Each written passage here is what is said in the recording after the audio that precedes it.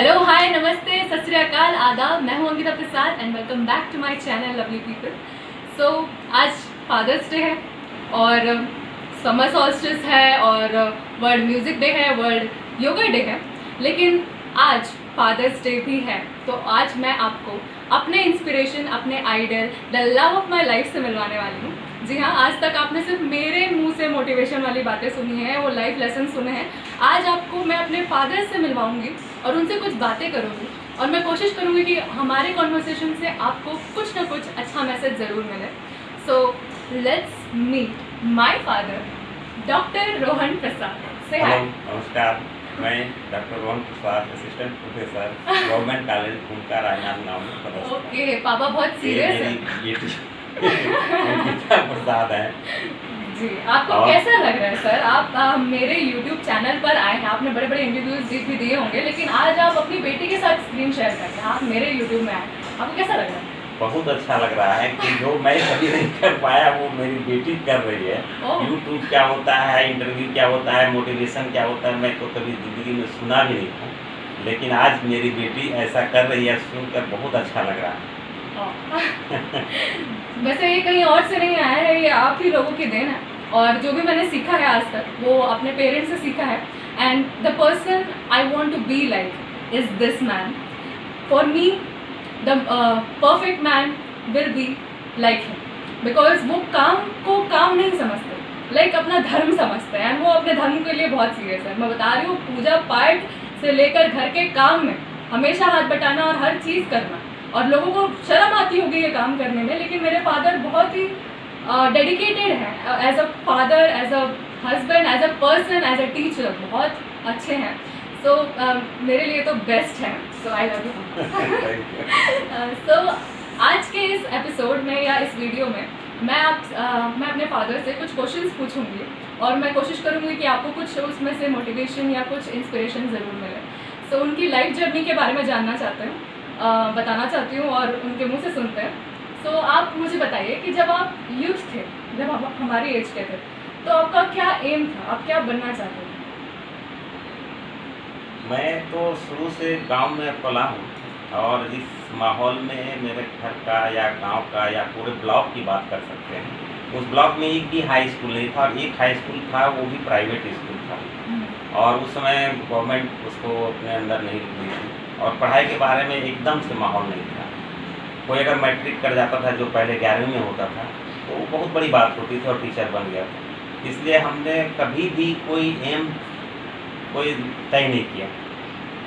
तय करने के बाद पहले मेरे घर का माहौल था कि हम लोग टोटल 10 भाई हैं, मतलब तो मेरे पिताजी 4 भाई हैं, उसमें से टोटल 10 भाई हैं। तो मेरे दादाजी एक लाइन क्लियर किए हुए थे कि सभी लोग 7वीं तक पढ़ेंगे, बस 7वीं तक पढ़ेंगे, 7वीं तक ही पढ़ेंगे। तो मेरे से 3 बड़े थे, वो 7वीं कर चुके थे, मेरा चौथा नंबर था और चौथा के बाद मेरा मतलब 7वीं के बाद छोड़ने का आ गया। लेकिन हेडमास्टर साहब के वहाँ के हमारे दादाजी को समझाने के बाद हुआ कि चलो हाई स्कूल कर लो। तो इसके लिए तय हुआ कि घर का काम करना पड़ेगा, तब वो तुम कर सकते हो। तो 9 बजे से फिर घर का मेरा बिजनेस था, दूध था, वो दूध पहुँचाने का काम तय हुआ। तो फिर 10वीं हुआ, फिर उसके बाद 10वीं हुआ कि BTI करेंगे, टीचर बनेंगे।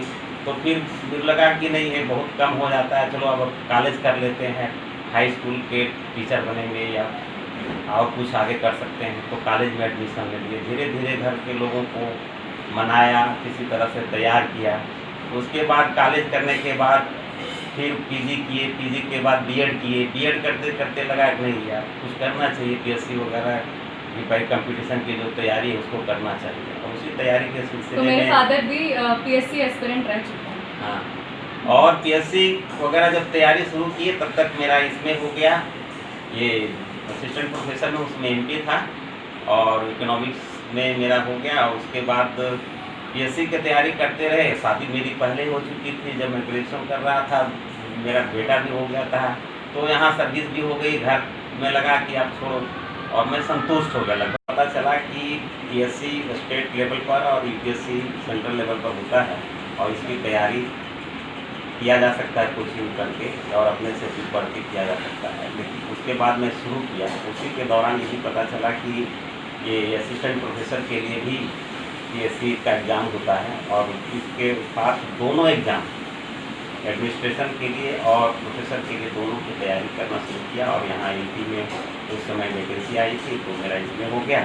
और तो आप उसके बाद यूपीएससी नहीं कर पाए? पीएससी करने के लिए स्टेट पीएससी क्योंकि असिस्टेंट प्रोफेसर का इक्विवेलेंट होता है, इसलिए उसमें अब स्टेट पीएससी में उतना मेरा इंटरेस्ट नहीं रहा। हाँ, यूपीएससी जरूर चाहते थे कि यूपीएससी करके ही आईएएस या आईपीएस बना जाए, लेकिन उसके बाद नहीं, मेरा एज जो था वो उतना कह सकते हैं कि मिनिमम जो एज होता था 28 ईयर्स था उस समय, और उसका मैं उस क्रॉस कर चुका था मेरा एज, तो उसमें मैं नहीं कर पाया। तो जब तक आपको लगा कि ये करना चाहिए तब तक आपकी एज ज़्यादा हो चुकी ज़्यादा हो चुकी। तो आप जैसे शायद कि शुरू से जानते मेरा एम होता तो शायद उस पर मेरा होता, लेकिन वो माहौल का प्रभाव था कि ऐसा हो नहीं पाया। तो जैसे कि आपको मैंने अपने पिछले वीडियो में भी बताया था कि मैं भी मेडिकल की तैयारी कर रही थी और मेरा किसी कारणवश नहीं हुआ। मैं 2 बार अटेम्प्ट की और दोनों बार ही मैंने फेल किया। तो जैसा कि हम जानते हैं कि सिर्फ एक ऑप्शन नहीं होता है लाइफ में। मैंने भी तैयारी की, मेरा नहीं हुआ तो मैं कुछ और कर रही हूँ और मैं खुश हूँ, मैं अच्छा कर रही हूँ उसमें। वैसे ही मेरे फादर की स्टोरी से भी आप देख सकते हैं कि इन्होंने भी सोचा कि वो यूपीएससी की तैयारी करें, लेकिन किन्हीं कारणवश उनका नहीं हो पाया, तो वो गिव अप नहीं किए, उन्होंने दूसरी लाइन को चूज़ किया। वो आज एक असिस्टेंट प्रोफेसर हैं। और क्या आप खुश हैं? बहुत खुश है, देखिए बिल्कुल खुश हैं। सो मैं यही बोलना चाहूँगी कि लाइफ में अगर आप फेल करते हैं तो वो एंड नहीं होता है, उसके बाद बहुत सारे चैप्टर्स बाकी होते हैं। जैसे कि हमारी स्टोरी से और आप सबकी स्टोरी में ऐसा ही हुआ होगा। तो कभी भी गिव अप ना करें कि एक बार फेल हो गए तो उसके बाद कुछ नहीं बचा है, आगे बहुत कुछ बचा है और आप कुछ और करेंगे और बहुत अच्छा करेंगे, ठीक है। और मेरा दूसरा सवाल है, पहले मैं अपने ऑडियंस से पूछना चाहूँगी कि आप में से ये इस लॉकडाउन में इतना खाली टाइम मिला हमें, हम सब बैठे बैठे बोर हो गए, मूवीज़ देख देख के बोर हो गए, पर आप में से कितने लोगों ने बुक उठाकर करंट अफेयर्स या जीएस को पढ़ा, जनरल नॉलेज को? नहीं, एग्ज़ाम के लिए नहीं, सिर्फ जानने के लिए, क्यूरियोसिटी के लिए। किसी ने पढ़ा? मैंने तो नहीं पढ़ा, मैं तो पढ़ती हूँ सिलेबस के लिए। लेकिन दिस मैन राइट हियर, ये अपने टाइम को इस तरह से यूटिलाइज करते हैं कि वो literally he takes lectures from YouTube and other internet sources and वो नोट्स बनाते हैं। यू वॉन्ट इमेजिन कि वो लिटरली नोट्स बनाते हैं and he discusses it with us at this age, जब उनको कोई एग्जाम नहीं देना है, फिर भी वो ये काम करते हैं। क्यों करते हैं बताइए? ये क्यूरियोसिटी कहाँ से आती है आपको पढ़ने की? क्यूरियोसिटी के लिए कुछ ये नहीं है, लगता कोई नियम नहीं है इसका। इसके लिए आपको खुद एक जैसे लगे कि हमको ये करना है, इसके लिए हमको इतना करना है, तो उसको एक तरह से उसको ऐसे लो कि जैसे और घटना घटती है वैसे ही इसको भी लें, उसी तरह से पढ़ाई करें हम तो, और उसको बोझ ना समझें, उसको लगे कि मतलब इसको पढ़ना है। जैसे हम अभी पिक्चर की बात करते हैं, देखते हैं, हमको बहुत अच्छा लगता है, जैसे किताब को हम खोलते हैं उसको नींद आने लगती है। तो ये सब आपको सोच में बदलाव लाना पड़ेगा और इसमें कोई विशेष बात नहीं है। तो पढ़ते पढ़ते इंटरेस्ट आता है और जब हम पढ़ते हैं तो हम जानने की कोशिश करते हैं कि एक्चुअली कैसे हुआ ये चीज़, और फिर हम कनेक्ट करते हैं और हमारी क्यूरियोसिटी और इंटरेस्ट और ज़्यादा बढ़ जाता है। जब ये इस एज में इतना क्यूरियस हो सकते हैं पढ़ने को लेकर, तो हम भी इस एज में तो हो ही सकते हैं। तो आप लोग भी क्यूरियस होइए, पढ़िए और किसी चीज़ को बोझ समझ के मत पढ़िए, सीखने के लिए पढ़िए, राइट? ओके, तो बहुत सीरियस बातें हो गई। अब थोड़ा बताइए अपने बच्चों के बारे में, यानी मेरे बारे में, और मेरा एक भाई भी है जो अभी कैमरा पकड़ के खड़ा हुआ है। तो आप कुछ बताइए अपने बच्चों के बारे में। आप हमारी तारीफ करेंगे तो हमें अच्छा लगेगा। आप बेइज्जती जैसा तुम बताइए कि कोई भाई है, तुम हो, तो दोनों बहुत अच्छे हैं। मैं अपनी बेटी के बारे में क्या बताऊँ? ये सचमुच में बहुत ही इंटेलिजेंट, स्मार्ट बेटी है और इसको हम लोग प्यार से घर में गुण बोलते हैं। क्यों जानते हैं? गुण का मतलब होता है मैरिट, तो इसमें मैरिट ही मैरिट है। शुरू में हम लोग गुण गुण बोलते थे तो थोड़ा लंबा हो गया तब गुण बोलते हैं, और बहुत प्यार से बोलते हैं क्योंकि इसमें बहुत सारे गुण हैं, इसलिए हम ऐसा कर बोलते हैं। इसका मतलब ये नहीं कि केवल एक घरेलू नाम है, लेकिन इसका कोई मीनिंग सोच समझ करके हम लोग बोलते हैं। और ये मेरा जो सोच है वो निश्चित रूप से आपको इसमें देखने को मिलेगा, बहुत अच्छा है। तो तुमको शायद ये लगेगा कि तारीफ कर रहे हैं, हमारे जान करते नहीं है तारीफ, लेकिन तारीफ की बात नहीं है। हमको काफ़ी प्राउड फील होता है कि मेरी बेटी इतनी क्रिएटिव कैसे हो गई। हमको तो नहीं लगता था कि ऐसा कर पाएगी, लेकिन ये अपने जिस लाइन में है, लिटरेचर में, इंग्लिश लिटरेचर का भी कर रही है और काफ़ी कुछ लिखती पढ़ती है वीडियो बनाती है, तरह तरह की बात करती है, तो हमको अच्छा लगता है कि चलो ठीक है, कुछ तो कम से कम कर रही है नए तरीके से और अच्छा करेगी, आगे बहुत जाएगी। मेरी शुभकामनाएँ तो है ही। और I will make you proud. बहुत अच्छा लग रहा है।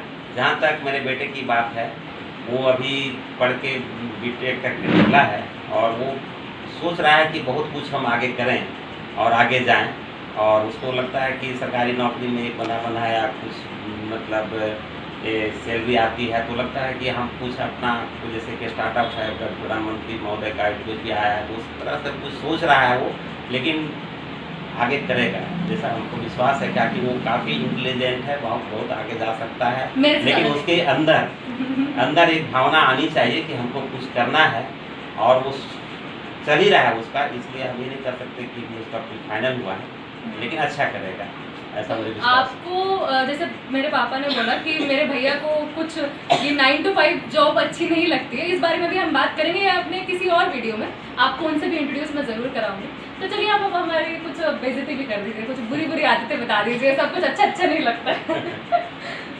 एक बुरी क्वालिटी बताइए। हर बच्चों में कुछ न कुछ कमी होती है, उसको बेइज्जती की बात नहीं है, कमी होती है, और वो हर में, मेरे में भी है, आप में भी है, सब में रहता है। अगर कमी नहीं रहेगी तो मानव को ये ईश्वर बन जाएगा, तो ऐसा नहीं है, लेकिन फिर भी वो नेचुरल है। और इसमें हम कह सकते हैं कि कमी जो है, तो हम ये कह सकते हैं कि तुम बहुत जल्दी गुस्सा करती हो, और आवाज़ थोड़ा सा कभी ज़्यादा जोर से बोल देती हो किसी को, ये सब ठीक नहीं है। क्योंकि कहा गया है कि जैसे कबीरदास का दोहा है ना कि ये मीठे वचन बोलने में क्या कोई मतलब ऐसा तो लगता नहीं है, इसलिए अच्छे से मतलब उसको किसी को जवाब देना हो तो बोलो सॉफ्ट वर्ड में, और बाकी तो ठीक है। कभी कभी आपकी मम्मी जी को अगर आपकी ज़रूरत हो तो उसको थोड़ा बहुत किचन में हेल्प कर दो, बस हम यही चाहते हैं, और कुछ नहीं। बात करती हो, तुम सब कुछ जानती हो, और जब हम लोग बहुत बार तुम्हारी मम्मी जब अपनी मैके जाती है तो तुम बना के हमको खिलाई हो, जानती हो, अच्छा किचन में काम की, लेकिन फिर भी थोड़ा बहुत कर सकती हो। बहुत बेइज्जती हो गई मेरी, अब भैया की बेइज्जती कीजिए। ठीक है, वो तो उसमें ये है कि इतना सोशल है कि हम लोग उसको बाजार भेजने में डर लगता है कि कब किसी को क्या दे देगा वो पैसा। कभी कभी बाजार जाता है मम्मी के साथ, तो मम्मी बार्गेनिंग करती है कि दर नहीं, इसको 30 रुपये के बदले तुम 25 रुपया लो, तो उस समय इसको बहुत बुरा लगता है, और बाद में वो जाकर वो 5 रुपये चुपके से जाकर दे आता है कि हमारी मम्मी जो है सो आपको 5 रुपये कम दी, इसलिए आप ले लो। बहुत ऐसा सोचता है, बहुत ही मतलब सोशल है, सब दूसरे के बारे में सोचता है, लेकिन अपने बारे में नहीं सोचता, सेंसिटिव है, अपने बारे में नहीं सोचता। कई बार यूज किया जाता है। आज के ज़माने में ऐसे लोग कम हैं, और हम नहीं चाहते कि वो ऐसा हो, हम खुद नहीं चाहते कि ऐसा हो। थोड़ा बहुत चलता है, लेकिन वो कुछ ज़्यादा है, और शायद धीरे धीरे।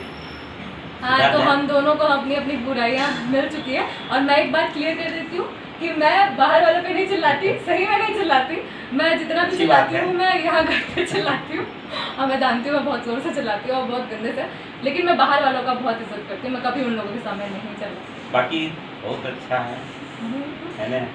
ओके, ठीक है। तो अब हमारी जो यूथ है उसके लिए एक लास्ट मैसेज दे दीजिए, जो स्ट्रगल कर रहे हैं, सफ़र कर रहे हैं, डिप्रेशन में हैं, जैसे अभी न्यूज़ आ रही है सुसाइड्स की, सुशांत सिंह राजपूत की आई है, तो इस तरह के लोग जो स्ट्रगल कर रहे हैं अपनी लाइफ में, उनके लिए एक छोटा सा मैसेज। ये सचमुच में चिंता की बात है। आज के यूथ जो हैं कुछ ज़्यादा ही सीरियस हो गए हैं अपने करियर को लेकर। हम नहीं समझते हैं कि अब कोई करियर में एक ही चीज़ होता है, एक ही रास्ता है, अनेक रास्ता है। अगर आप इस शुरू में बचपन में पाल कर रखा है कि हमको ये करना है, किसी कारण से आप नहीं कर पाते हैं, तो असफलता ही सफलता की जर्नी माना जाता है, स्टेप है उसका। और आप किसी में असफल होते हैं तो उसके लिए दूसरा भी रास्ता तैयार है, उसके आप चुनें।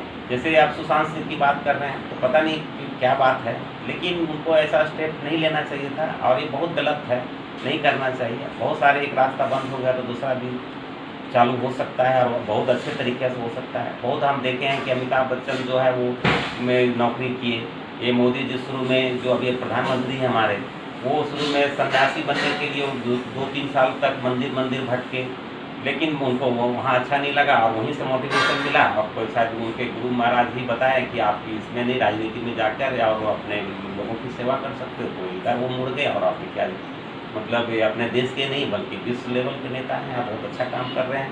इस तरह के तरीके से बहुत ऐसे लोग हैं कि जो शुरू में सोचता कुछ और है लेकिन बाद में कुछ और करता है, बहुत अच्छे तरीके से करता है। इसलिए आप लोगों से यही गुजारिश है, यही रिक्वेस्ट है कि आप लोग कभी भी सुसाइड के बारे में तो सोचिए ही मत। डिप्रेशन की बात तो बहुत नेगेटिव बात है। आप हमेशा सोचिए कि जो भी होगा अच्छा होगा, और आप एक में हम सफल नहीं होते हैं तो दूसरा को तय कीजिए, और पहले हाँ पूरा अपना 100% आप अपना उसमें जो एफर्ट है, प्रयत्न है आप कीजिए। उसके बाद भी नहीं होता है तो चलिए ठीक है, कोई बात नहीं है, निराश होने की बात नहीं है, चलो दूसरे में देखते हैं। और इस तरीके से आप बहुत आगे जा सकते हैं, और आप लोग खूब आगे बढ़ें, खूब तरक्की करें और अच्छे से पढ़ाई लिखाई करें। अभी तो एक मोटिव को लेके चलिए, जब तक वो पूरा नहीं होता है तब तक आप बीच बीच में रास्ता बदलिए मत। जैसे कि वो थोड़ा दूर हुआ, अरे ये नहीं, गलत है, ऐसा नहीं होना चाहिए, मतलब हम दूसरा रास्ता चुन लिए, फिर तो वहाँ तक आप जैसा कि विवेकानंद भी ने कहा कि जब तक उस लक्ष्य तक आप समीप नहीं पहुँच जाए, जब तक अंतिम नहीं हो जाए, तब तक आप उसको चेंज ना करें। और अब आपको लग रहा है कि जैसा भी है, हाँ वहाँ पहुँचने के बाद आप नहीं अचीव कर पाते हैं तो फिर आप लगता है कि नहीं, आप हमको दूसरा रूट होना चाहिए। लेकिन ऐसा नहीं कि स्टार्ट किए 25% 30% काम हुआ और आप उसको नहीं है, कोई बता दिया रास्ते में कि ये रास्ता ठीक नहीं है, आप चेंज कर लेते हैं, ऐसा नहीं। आप जिसको आप एक सोच समझ कर लक्ष्य तय कीजिए, और जब तक वो पूरा ना हो तब तक आप आगे बढ़ते रहें और रास्ता ना बदलें, तो ज़्यादा आप सक्सेस हो सकते हैं। ओके, सो लास्ट करते हैं, इस वीडियो को एंड करते हैं, और उसके पहले मैं बताना चाहूँगी कि I am the luckiest girl in this world because I have him. And मुझे याद नहीं है कि मैंने कोई भी चीज़ मांगी हो और मुझे नहीं मिली हो। And seriously like it makes me emotional every time when I think of it, कि ऐसा कैसे हो सकता है कि जो मांगा वो हर बार मिला। और वो करने के लिए मुझे नहीं पता कितनी मेहनत आप करते हैं, और बहुत एक्सपेक्टेशंस हैं इनके, और मैं उन्हें ज़रूर पूरा करूँगी। So happy Father's Day and I love you so much. So happy Father's Day to all the lovely fathers out there. See you in the next video.